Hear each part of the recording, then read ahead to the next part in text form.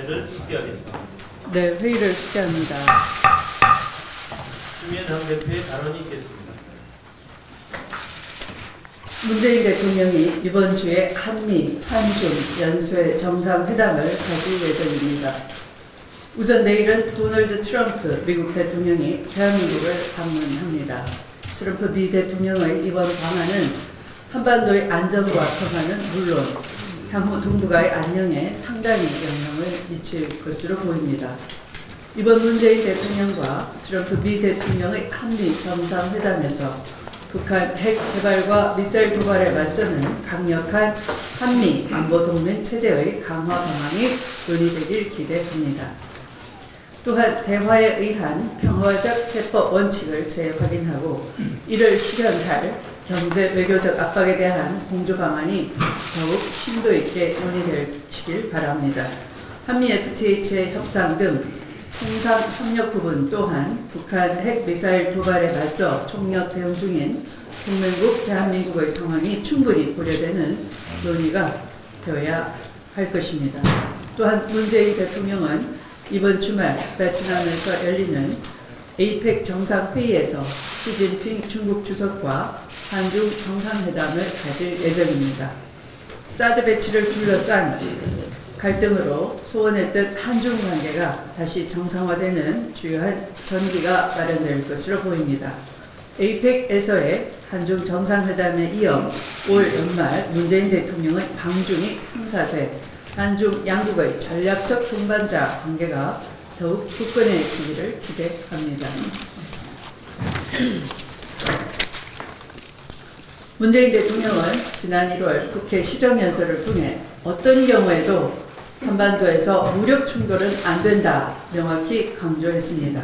한반도 비핵화와 동북아 평화 체제 구축에 있어 미일 등으로 4대 강국의 협력은 결정적인 전제 조건인 만큼 이를 위해서는 당사자의 대한민국의 일관된 원칙 견지가 매우 중요합니다. 문재인 대통령의 한미, 한중 연쇄 정상회담이 동북아 평화 체제 구축을 위한 다자간 협력의 의미 있는 행보가 되기를 기대합니다. 더불어민주당은 동북아 평화를 향한 문재인 대통령의 잇따른 외교적 노력을 적극 뒷받침할 것입니다. 촛불 민심에 역행하는 퇴행적 이합 집산이 진행되고 있습니다. 지난주 자유한국당은 박근혜 전 대통령을 출당시켰습니다.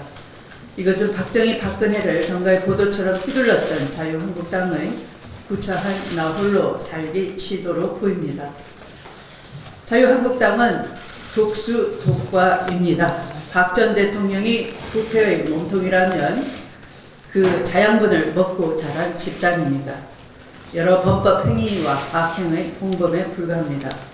따라서 박근혜를 출당시켰다 하더라도 박근혜 없는 박근혜의 당, 여전히 부패의 운산인 당일 뿐입니다. 출당으로 면죄부를 받을 수는 없는 것입니다. 이 과정에서 박 전 대통령의 탄핵에 참가했던 바른정당의 일부 의원들이 또다시 무원칙하게 자유한국당에 무릎 꿇으며 돌아가려고 하고 있습니다. 어떤 명분도 국민에 대한 신의도 양심도 없는 그저 정치적으로 나 홀로 살고 보자 하는 이합 집산이라 하겠습니다. 보수와 진보가 하나가 되었던 촛불혁명의 민심은 아직도 적폐청산과 나라다운 나라를 강력하게 요구하고 있습니다. 그럼에도 적폐청산을 가로막는 세력들에게 바른정당 일부 의원들이 투항하는 것은 보수의 통합이 아니라 촛불 민심에 역행하며 수구 세력의 기사회생을 누리는 퇴행적인 시도에 불과하다 할 것입니다. 뼈를 깎는 자기 성찰과 혁신 없는 정략적인 이합 집산은 결코 국민들의 동의를 받을 수 없고 정치적 판멸만 초래할 것입니다. 지금 대한민국에는 민생과 경제를 내팽개치고 정계 개편의 노름을 할 여유가 없기 때문입니다.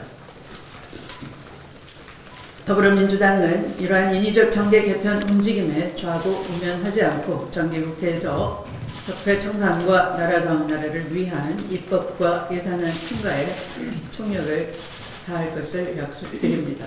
말씀을 마치겠습니다.